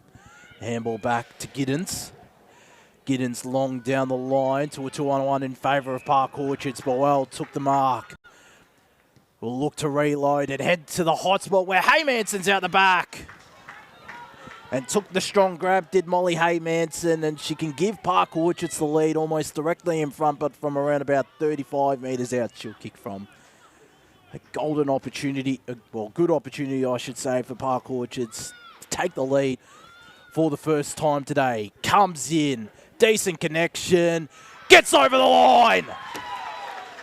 And Park Orchards lead this contest by a point out here at Dominie Reserve. 3-1-19 to the Bulldogs, 2-6-18. 4 minutes played here. Well, the perfect start of the final quarter for the Sharks. And I think, potentially this, for South Croydon, maybe they've just got to get back to what they were doing in that first quarter and certainly get back on the attack, because they're on the back foot at the moment and maybe playing into the hands of Park Orchards a little bit. And what a game we've had. This is certainly lived up to expectations. It is 1v2 in Premier, and it's just 1 point that separates the sides now. The Sharks in front for the first time this morning. Tapped down one by South Croydon. Corey went to handball it off, picked it up herself anyway. Put on the right boot forward. The one-on-one. Archer's been fantastic today. This time gets through the tackle, Latino, and this ball going to roll out of bounds. So South Croydon about 60, 70 metres out from their goals. Tap down one again. Curry chasing this one. Had plenty of the football today. Smith got on boot in time. Brown inside 50. 2-on-1. Oof. It might just fall into the hands of Latino, who can put South Croydon back in front. The quick reply. And Latino on the board with her second. She did kick that first goal. She kicked the first one, did she? Yeah, she did. There you go. So 2 goals to Latino, and South Croydon moved to 3-6-24. The Sharks 3-1-19. Oh, we could be set for a free-flowing final quarter, because it has been quite a contested game with the conditions potentially. That and the fact both of these sides would have put a lot of work in defensively this weekend, given both sides can hit the scoreboard. Park Orchards, one of the leading offensive sides, have won their last couple of games by a fair margin. Against the bottom 4 sides, it must be said, as back in the middle we go. Bolwell got a handball away, searching for Livingston. Instead, it's Laurie who intercepted. Quickly handballed it away under immediate pressure to Brown. Brown back to Laurie, picked it up cleanly. We'll look to get it back to Brown. Her kick was smothered, though, was Laurie's, as Brown is tackled upon immediately by Marku. Right in front of us, this ball will be thrown back up as it's a tight contest out here at Dominie Reserve. 24 playing 19. 6.5 minutes gone. The final quarter is Livingston won it down to Rees, who won't run onto it first. It's Burns who does. Got it to Curry. Curry to Melander. Back to Curry, who was under immediate pressure. Somehow got a handball away in the middle. Ball locked up, not going anywhere. Intensity starting to lift out here at Dominie Reserve. Reminiscent of a grand final as well, as Reese won it down. Hammersley read it best. Got a handball away, but it'll be intercepted here by the Sharks. Bertoldi around this footy, as was Black. Guys, I'm really enjoying the intensity of this game. They just haven't stopped with the same intensity all the way through. Certainly has been. You can see why these two are the two top sides of the Premier Division. There's Natalie Laurie clears the congestion. Running onto it there was Leonard. It might be a free kick to South Croydon for last touch.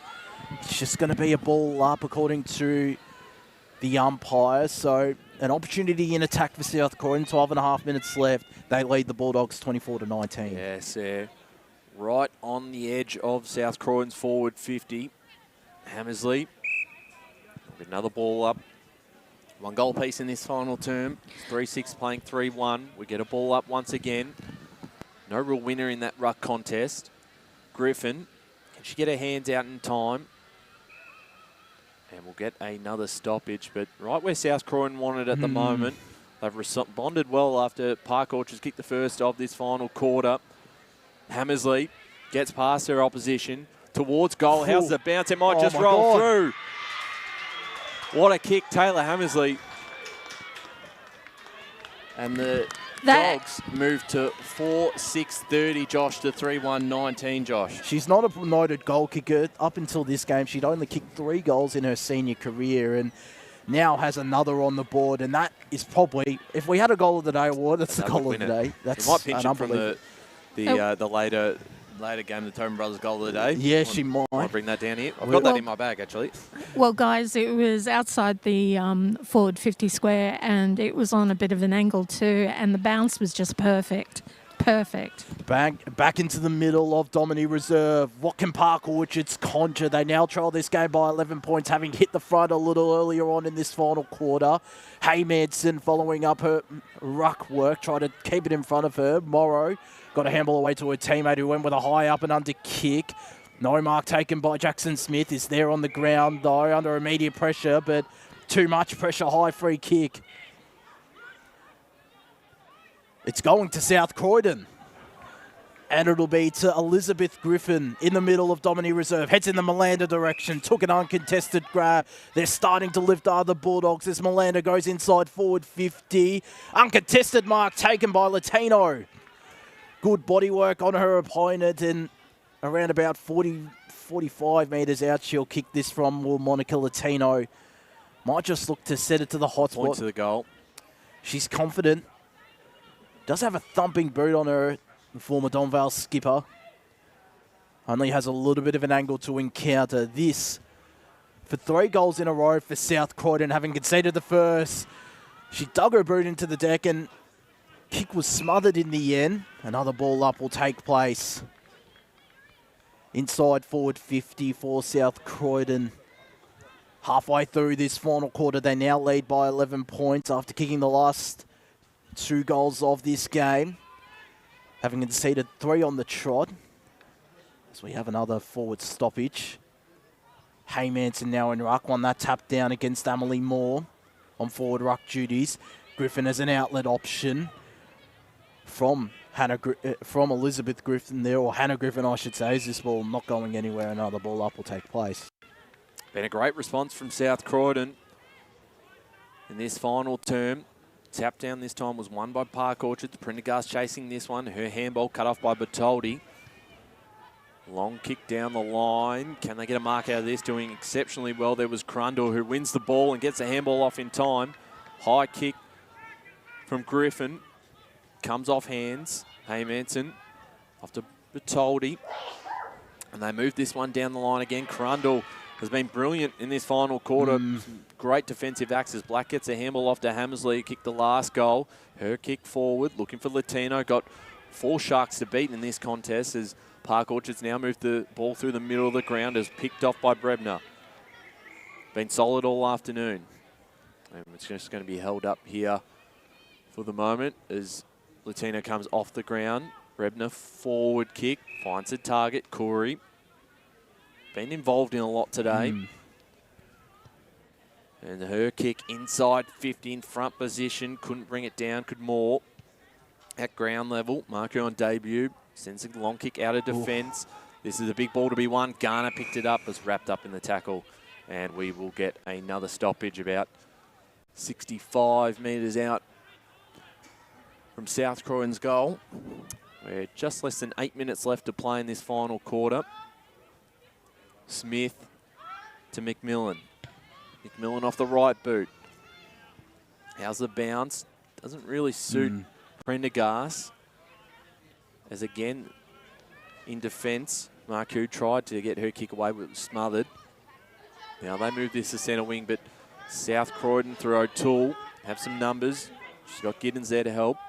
Her kick looking for Garner in the middle of the ground. This is a big ball to be won. And she makes sure she gets it before Bertoldi wrapped up in the middle. Bang in the centre of Domini Reserve. They have to kick a goal soon, do Park Orchards, trailing by 11 points as neither ruck could win the tap down. Tried to get her arms free, did the South Croydon player. Got it away to Brown, who burns off an opponent. Handball away to Crundle. He'll get the kick to the half-forward line, where Leonard was pushed out of it there by Emily Moore. Heads to the hot spot where Black is. Bounce doesn't favour her. And it's just a minus score. 2 straight kicks in it. Less than 7 minutes to play in this final quarter. As mentioned, they have to kick a goal sometime soon to Park Orchards if they are to get any points from this top-of-the-table Premier Division clash. The 2 best sides, the 2 most recent premiers of the Premier Division going head-to-head as Leonard's on kick-out duties. It's to this broadcast side where Marcou's out the back. Unopposed in the end, took the grab. Has been excellent on senior debut, Sienna Marcou. Spins around and got a kick to her teammate who was under pressure. Handball away there to Ruby Chandler, who couldn't take clean possession. Will apply the tackle on Heather McMillan. And right in front of us, this ball will be tossed up. Chloe Livingston to go up against Freya Hibbard. Hibbard went up unopposed, won it down to Curry. Almost a blind kick. Will still find the hands of Prendergast, who was under pressure. Has support there in Taylor Black, who was locked up by Tess Power. As mentioned, has worn her like a glove today, and Black hasn't had the influence as she normally does have. Still had her moments as Sienna Marcou again under immediate pressure there from Smith, who will take possession and be pinged for holding the ball. And the free kick will be taken by Tegan Bradley.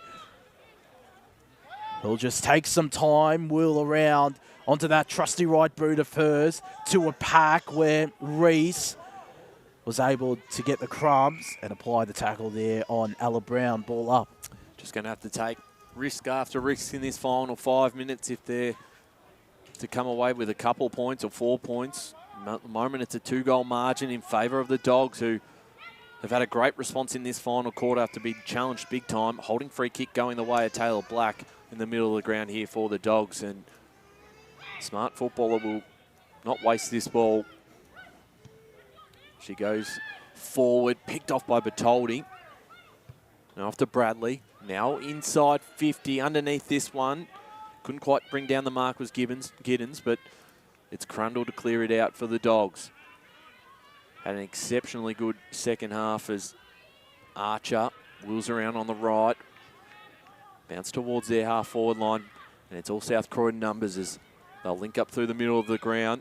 Corey, with a bit of space, uses the ball well, finds Griffin. Griffin, I believe that's the other Griffin as well. Handball back to Corey. Her work rate exceptional. Off to Hammersley. Talk about not a goal kicker. She might have 2. She does. And South Croydon are going to move to the top of the ladder. A game clear. And that is 5-7-37 South Croydon. Park Orchards 3-1-19. What was her goals coming into this game? Her senior goals was 3. Now she's got 5. She's had 2 today. She's been quite unbelievable, has Taylor Hammersley. Coming up big is Taylor in that final quarter. I'd say as well, her work rate through the midfield has been one of the key signs in this this Dog side today. She's been consistent all the way through the game. I'm just going to say that Simon's probably going to have to spend big on her lunch after this game. Ball thrown back up in the middle of Domini Reserve. Livingston won it down. McAuliffe was out the back. Will pick up this ball, spin away out of trouble and create an opportunity for Boel. Has Livingston in the middle. They have to take the game on to Park Orchards. The handball to Power. Power inside forward 50 with a thumping kick. No mark taken. South Croydon number on the ground. And Jess Crundle, who's been big this last quarter, heads to Latino, slid, couldn't complete the grab. Instead kicked it backwards. Livingston takes first possession to McAuliffe, who was held without it. Then on that raking left boot of hers will go between wing and half forward, where Boel is all by her lonesome. Heads inside forward 50. But the uncontested grab is taken by Bradley, who certainly is within that range, the former Don Vale player. And the former VFLW player as well, Tegan Bradley. You'd probably say this would, unfortunately for Park Orchards, be a consolation goal. They have been good today, have the Sharks, showed a fair bit in that second and third term, but will come up short against the top of the table Bulldogs as Bradley comes in. Does it have the distance? It does, and it goes through. So back to 2 goals the margin, 4-1-25, plays South Croydon 5-37. A miracle would have to happen, though, if they had to get over the line out Two here. minutes, obviously the clock doesn't stop, so just have to be quick out of this centre clearance. But to their credit, with a lot of players out of this lineup for Park Orchards, they have been exceptionally good today. Even though they fall short, they're not going to lose any admirers out of this contest. It's been a fantastic game and has lived up to the hype. I think you can see why these two are first and second in the Premier Division at this stage, Ryan. Yeah, certainly. And Griffin wrapped up in the tackle and happy to see another stoppage in the middle of the ground. It's a 12-point lead to South Croydon with 1.5 minutes left to play in this game. And the stoppages will just help time tick down for the Dogs. Socket off the ground by McAuliffe. Ball comes back out to Marku. And she's wrapped up in the tackle, and we'll get another ball up in the middle of the ground with 1 minute left to play. We talked about Baronia last week getting the job done against South Croydon. It'll be interesting to see if they've beat North Ringwood today, because that probably just about locks up your top 4. No update from that game still. Might try and follow up on the Hawks socials, because usually they do post there. So tap down once again, won by Livingston in the middle of the ground, and South Croydon giving Park Orchards no room to move as the last 30 seconds of this game. The clock continues to tick down. And holding the ball free kick to get things moving with 19 seconds to play, Josh. So maybe one last chance here for South Croydon. The free kick to be taken by Morrow. Short to Hammersley, who's been the difference this last quarter. Jazz. Kicked the 2 goals. Again, not a noted goal kicker in her senior career. As the siren sounds, and South Croydon move a game clear atop the Premier Division table. Who would you like me to grab, guys? Anyone you want. A fantastic victory for South Croydon to reaffirm their premiership credentials against last year's Premier Division premiers out here on their home deck as well in Park Orchards. 5-7-37.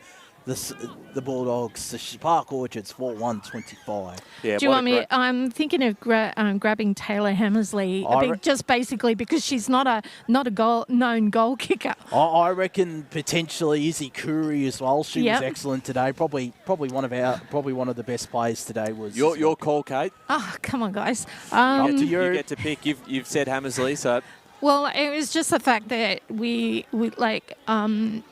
just the fact she's come out of the blue and pretty much made sure that South Croydon have got these points. So, and it is a crucial 4 points, as mentioned. They move the game clear and have a much stronger percentage than any of the Premier Division sides. So that should almost lock up the double chance to them, as I see Kate Green circling around the South Croydon players. Hopefully I've just got to find them. Well, we might. I'll give you some scores while we wait for an interview down at ground level. South Belgrave 88 to Whitehorse 6. Vermont 51 to Eastern Devils 16. We'll chase up that Baronia score. That's a important one in terms of the context of the season. And gentlemen. Izzy, congratulations on a fantastic win. Was looking a bit nervous there. So how are you feeling? Yeah, good. I was a bit nervous when they kicked that goal in the last, but first one. But no, I managed to crawl it back, which was nice. Yeah, we took the game on a bit more, which we wanted to do in the last quarter, which is what we're good at. So it was good to see us do that, because 2 weeks off now, so good to end on a good note. Simon mentioned to us that you're averaging 25 disposals per game. That's an impressive record to have so far. How do you feel you went in today's game? Yeah, good. It's our midfield group's starting to come together now, which is nice. Like, I haven't played a lot of football with the girls in there, so I feel like past halfway mark we're gelling a bit more, which is nice to work together as a group, which is nice. I'll quickly let you go so you can celebrate with the girls. And congratulations on the win, and all the best for the pointy end of the season now. Yeah, thank you. Thanks so much, guys. Thanks to Kate Green with Isabel Curry. Another fantastic game for her. She is a smoky for the I think so. The league best and fairest this year. You'd certainly say she'd certainly poll quite well. I'd say her issue is that a lot of these South Croydon players would poll well, so they might steal votes from each other. Well, I was going to say she's been mentioned in the best on 7 occasions, 25 disposals a game. She'd stand out to the umpires because she has the brightest set of boots, or one of the brightest set of boots I've seen. So, but I think she is a chance. I loved her performance. If we did give a best on ground award, she would certainly be the best player on the ground for South Croydon. Was pretty much in every play, racked up another 20, 25 disposals again, and was quite prominent. Taylor Hammersley with those last couple of moments as well, I thought was really good, and just Crundle. But I mean, there were a wide array of contributors. I mean, I like Sienna Marcoux game, I must admit, especially that third quarter. She went quiet in the last quarter, but I'm excited about her future. Tegan Bradley, Mia McAuliffe again was exceptional. But yeah, I thought McAuliffe for Park Orchards was their best. Yeah. Had plenty of the football, used it well, kicked 2 goals. Then also defensively worked harder than just about anyone. For South Croydon, I agree with Isabel Curry. Every time something went well through the midfield, she was involved and she was part of those handball chains just about every single time.